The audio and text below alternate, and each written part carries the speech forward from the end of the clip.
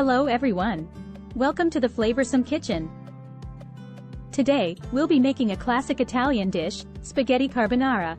This simple yet delicious pasta dish is perfect for a quick weeknight dinner or for impressing your friends and family at a dinner party. So guys, let's get started. You will need the following ingredients. 1 pound spaghetti. 4 strips of bacon or pancetta, diced. 4 eggs, room temperature. 1 cup grated Parmesan cheese, plus extra for serving. Salt and black pepper.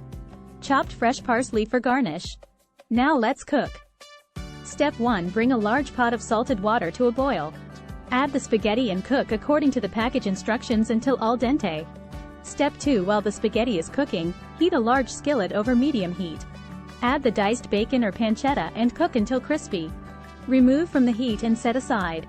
Step 3. In a mixing bowl, whisk together the eggs and grated Parmesan cheese until well combined. Season with salt and black pepper. Step 4. Once the spaghetti is cooked, reserve a cup of the pasta water, and then drain the spaghetti. Step 5. Return the skillet with the bacon or pancetta to medium heat. Add the drained spaghetti and toss to coat in the bacon fat. Step 6. Remove the skillet from the heat and pour in the egg and cheese mixture.